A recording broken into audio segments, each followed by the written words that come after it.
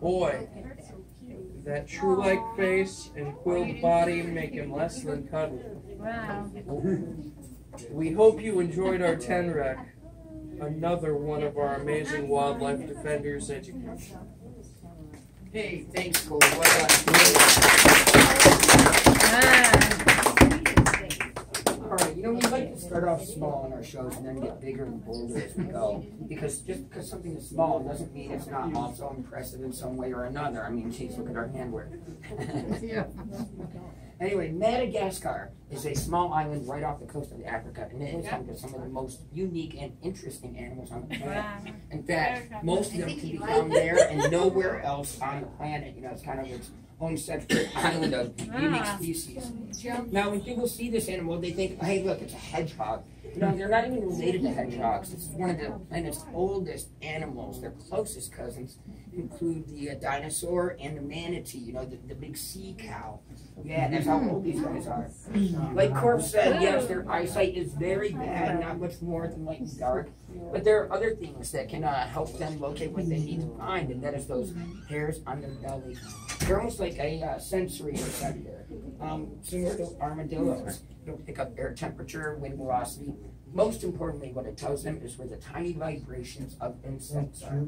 Because these guys are insectivores, that means they crunch down on grubs and bugs. What's his name? His name is Sparkle. It's a dice game that a lot of our members play, and his brother's Yahtzee.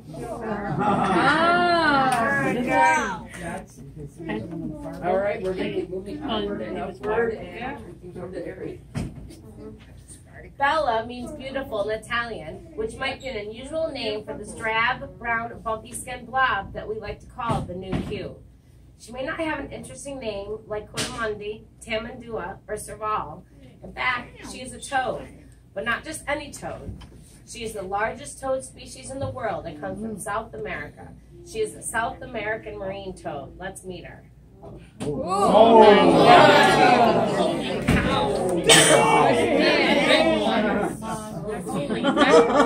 my word! Weird.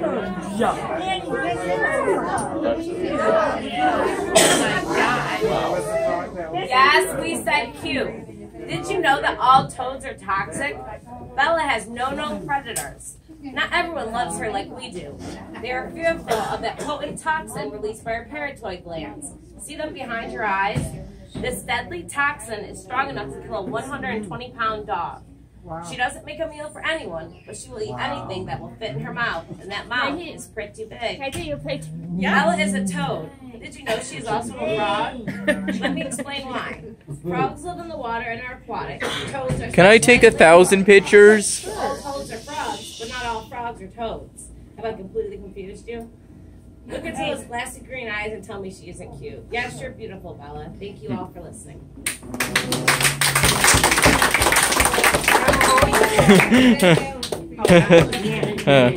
All right, so we'll start with the obvious. That is one impressive toad, right? Oh, yeah. As big and as beautiful as Bella is, she's only about halfway grown. Both sides when toads get up to about 5 pounds and about 12 inches.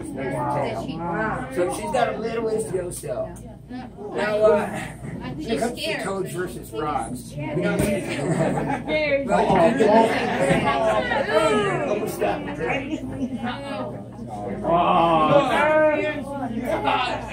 So toads versus frogs, you know, it can be confusing. We're going to make it very, very simple.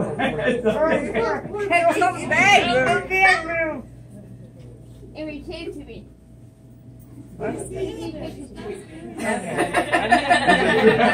You don't know if it's true?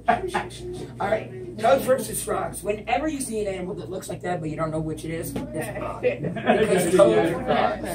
It works like this. Frogs are the water dwellers. They are always in the water. Toads are just land-dwelling frogs, terrestrial frogs. More importantly, what you're sharing with us is that toads are toxic. All toads are toxic. The toxins of that toad are so potent they are lethal to mammals weighing less than 120 pounds. So Sarah should not put that tongue in her mouth. Now, this toad does have another claim to fame. If you guys have ever heard of cane toad, this is the cane toad. You know, they got that name back in the 1950s. There are places like Puerto Rico and Cuba, and even our own state of Hawaii was dealing with sugarcane beetles. You know, bugs just eating up all the sugar crop. But since these toads are native, people decided we'll bring in the toads and they'll problem solved. Can you use the video? Alright, excellent. We're going to be moving onward and driving. And back to Floyd. You watching the whole video here? Our next wildlife defender's education animal is very misunderstood and not a favorite of most. She is an animal that is native to North America and is often found dead on the side of the road. Most people think that she looks like a giant rat, but she is much more. Let me introduce you to Sally. Sally. Our very own Virginia opossum. Oh, yeah. Oh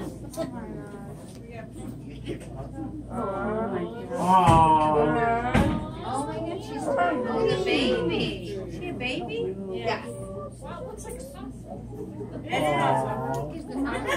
She doesn't look that big to me. Yes, I said opossum, not possum, as they are commonly referred to. Possums are actually a completely different creature from Australia, filling a niche much like a squirrel here. Sally is a very unique animal. She is North America's only marsupial. When she has her babies in the spring, 12 containers. Wow. See her prehensile tail? It acts like a fifth limb. Wow. Wouldn't that be handy? Oh, sorry. Sally has more teeth than any other mammal, 52. Can you imagine that, Dennis Bill?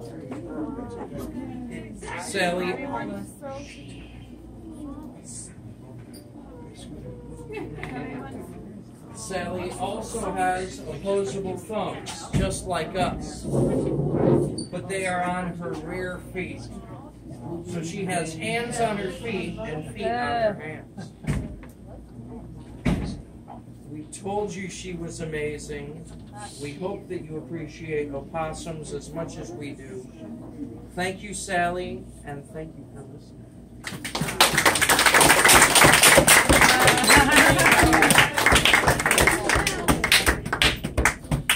All right.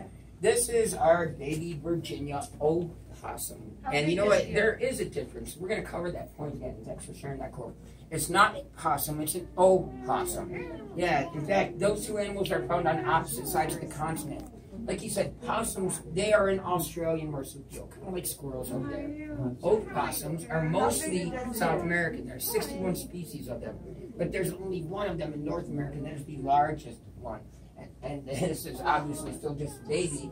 But we've all seen large opossums, you know, they get the size of, you know, a medium or a large cat when they're full grown. Michael, don't touch it. Now, one of my favorite facts about these little guys is they have more teeth than any other mammal out there. We're talking a scream with a needle sharp teeth in that mouth. And they use it as an excellent defense. You know, their primary defense is just called gaping. And it's exactly what it sounds like. They just open that mouth really wide. They display those rows of teeth while hissing and spitting. And you don't want to get tagged with that bite. But of course, really, their primary defense is plain possum, or rather plain opossum. Yeah, if they feel threatened, what they are going to do is they are going to get very, very dramatic, ride around and play bad. Okay. Thanks, Eric. Yes.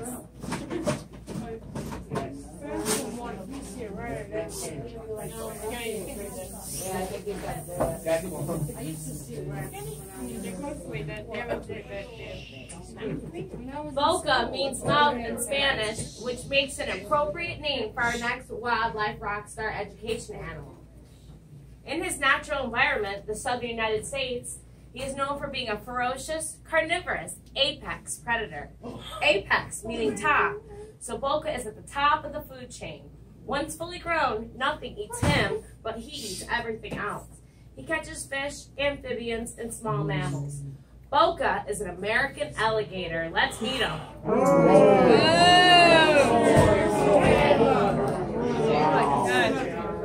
Remember, keep your fingers back from this guy. He will keep them as a trophy.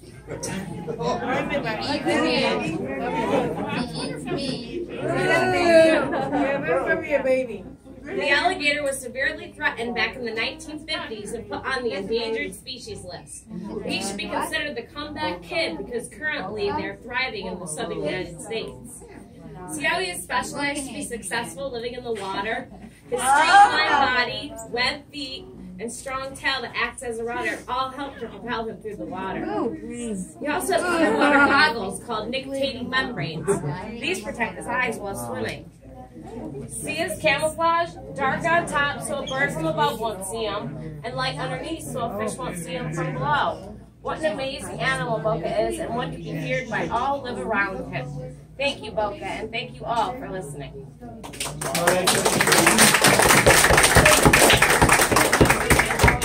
Now, Boca's about 7 years old, so imagine when their hatchlings are only about this big. Wow.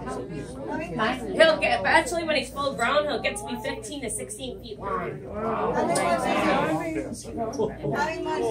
And that'll be like 45 to 50 years. So they grow slow and all their lives. Because we have a hatchling down in our Elmira office. He's only about this big. His name's Captain Crunch. But imagine right now, Boca has 70 to 80 teeth in his mouth. They go through 2,000 teeth in a lifetime.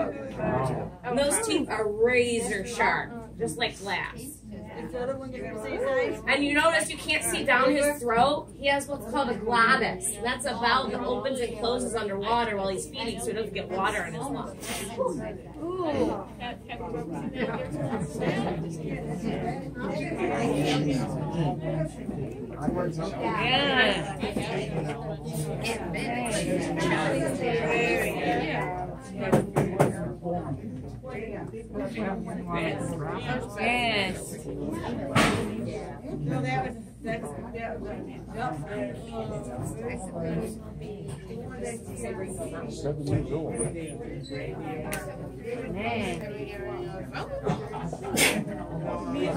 Did you know that the red fox comes in more than one color?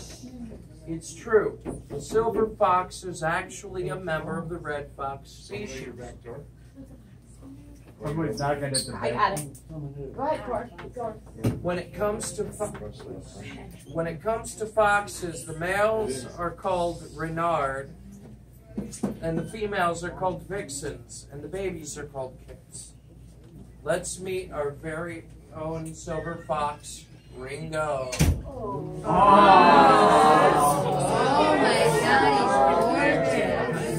Oh my God, it's huge! Out of 21 different species, the red fox is the largest of the fox family, weighing up to 18 pounds and seen throughout New York State. The red fox has the largest spanning range, traveling through North America, Eurasia, and even North Africa. They are the most vocal of the foxes. Ringo is capable of making 28 different calls to convey what he's thinking.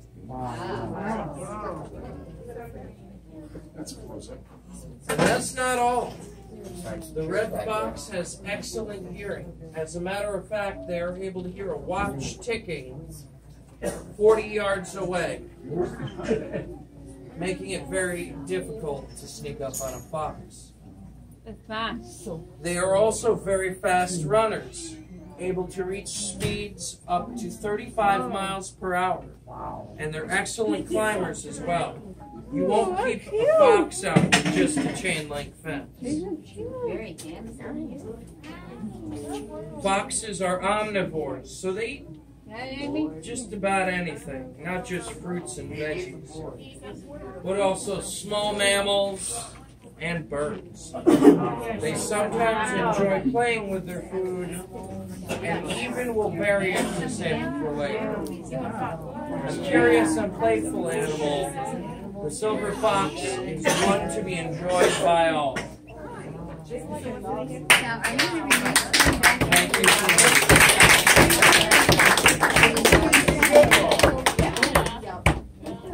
All right, so the amazing silver fox. First of all, like Cole said, a silver fox is really just a red fox, but it's a very rare and special red fox. While one out of about every 100 or so is born melanistic or jet black. It's when they start to hit maturity that the silver starts to blossom more and more. Now Ringo here is still very, very young, so you can see where some faded color is going to develop. Outside soon you will meet another one of our silver foxes, and yeah, she is fully blooming silver, although she is going through a springtime shed, so remember that? She looks a little like a mangy cat. Speaking of cats, the neat thing about foxes, you know, they're in the canine family, or wild canines. They're wild dogs, really. But they're really a perfect blend of both dogs and cats. It starts with their eyes. They have vertically slit pupils, just like cats do, instead of dogs. Their ears are much more cat-like. When their tail fills in, it is much more like the tail of a hairy cat. They get the speed, the strength, the agility of cats. They can climb trees as cats. We're going to take a break from our furry fuzzy friend and jump back to skins and scales.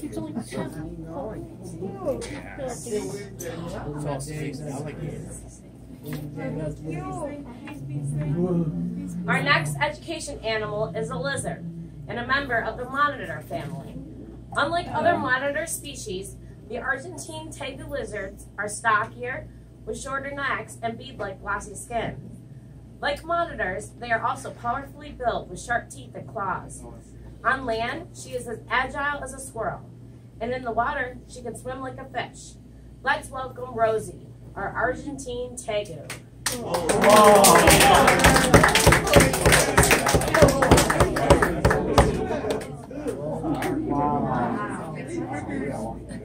Rosie is not full grown. An adult tegu can become up to 6 feet in length. They are primarily carnivorous, eating birds, eggs, snakes, fish, small mammals, and even other lizards.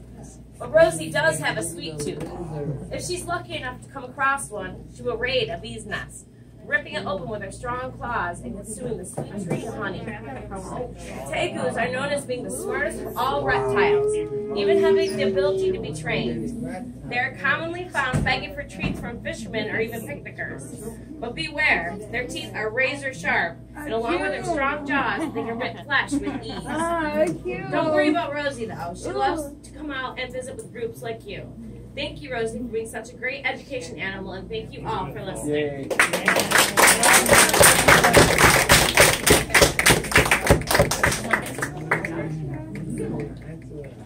All right, good-looking lizard, right?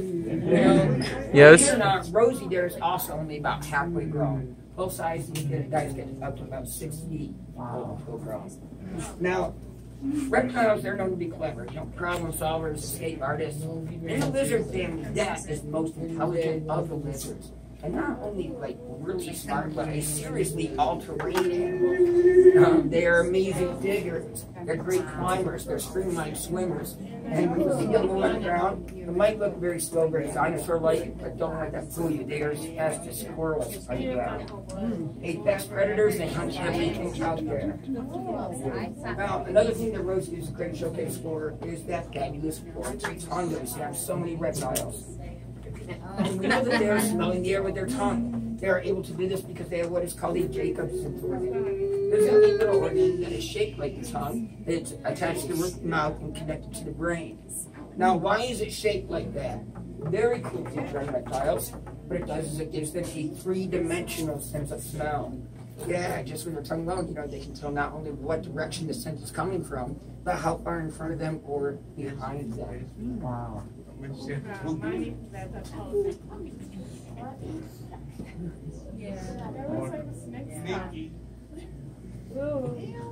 If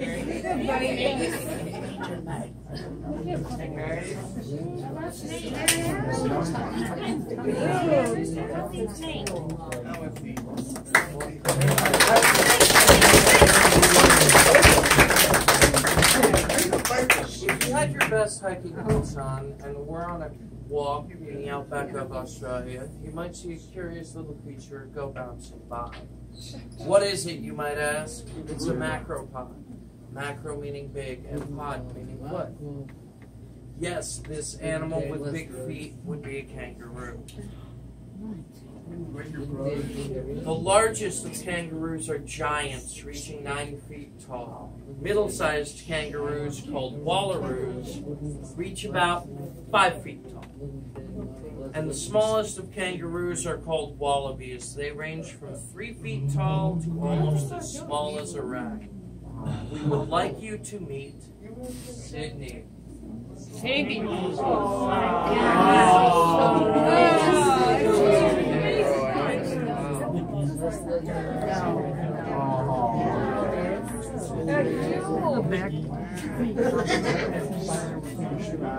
Sydney is a rare Parma wallaby. He is not a baby or what is called a joke, but is actually full grown. In the outback, he would rely on his quickness and would hide in the brush to stay away from predators. The wallaby is a marsupial, or an animal that rears its young in a pouch. When first born, only the size of a peanut, they take a dangerous journey to their mother's pouch, where they will remain for up to 7 months. Have you ever thought that sweating was totally disgusting? Let me tell you something that's even worse. The wallaby is unable to sweat. So to keep himself cool in the hot Australian sun, he practices a most unusual animal behavior called self-anointing. Instead of sweating, he gathers saliva into his mouth and covers his body with it, licking himself all over. Ew! Yes, that's a disgusting but apparently effective behavior. Wallabies are often high-strung, nervous, and have a very strong flee response. Sydney here is a very experienced animal ambassador, and as you can see, loves visiting and showing off to others. Thanks, Sydney, and thanks to you all.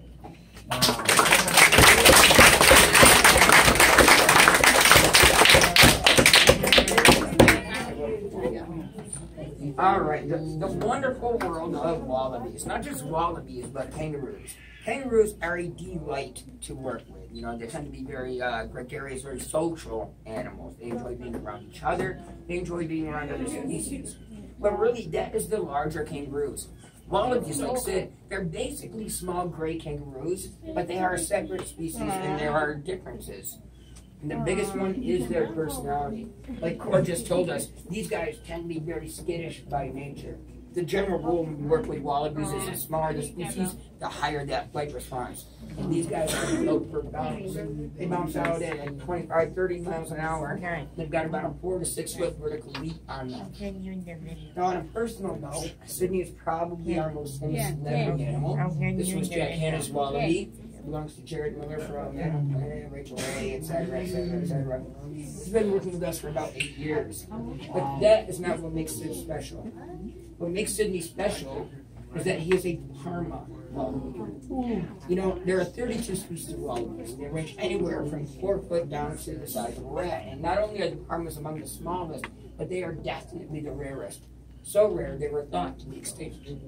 You know, it was in the mid-70s in Eastern Australia, there were just a handful of these guys found. And so now there is a collective effort to repopulate them in New Zealand. That's a big part of his work as an ambassador, is raising awareness. In the meantime, he's one of only 11 here in North America. Onward and...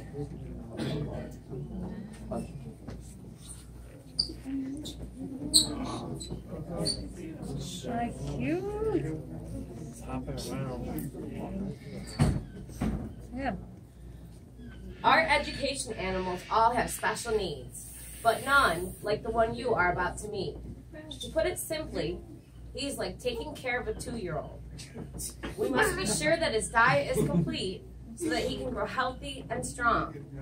We also must feed his mind so that he is enriched and challenged while in his role as an animal ambassador. I don't think she's about right yet. Yeah. In front.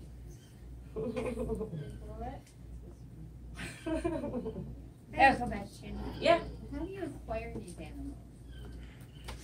We get our animals from a variety of places. First of all, like any USDA certified, well, basically a popular education and celebrity animals.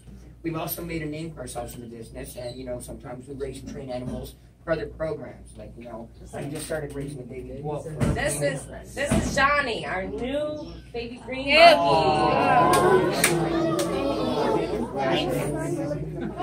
Who is it? Little monkey.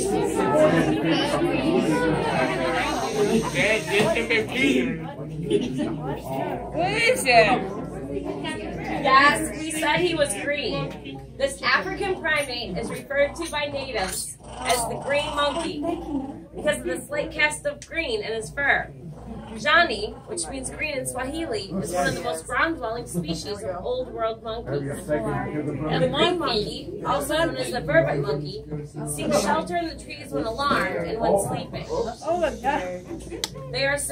They use sophisticated alarm calls that are specific to the predator. A snake alarm, a bird alarm, and an alarm for a mammalian predator. Amazing. Wow. That long tail is used for balance when leaping from branch to branch. This incredible creature is currently not listed endangered or even threatened, but numbers are declining due to destruction of forest habitat.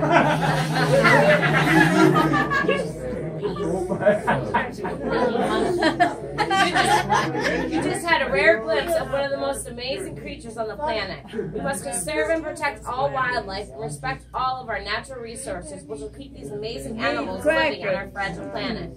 Thank you all for listening.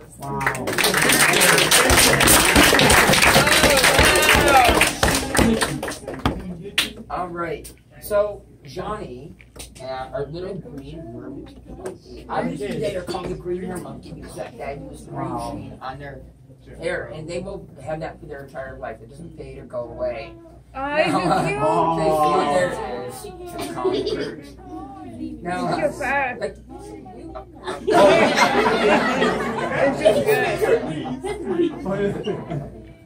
what we're going to do is we are going to be moving the program outside now. While we still have a little bit of sunlight left, we want you guys to be able to see the kangaroo compound, the dingo den, and the coyote, and maybe the porcupine will be out. So we're going to say goodbye to Johnny, and then we can file around. How old is Johnny? Hello? How old is Johnny? I'm sorry. Oh, 8. How old is it? 2 years old. No. I did. I'm up to have coyotes. And also have coyote, have mermaid, and monkey.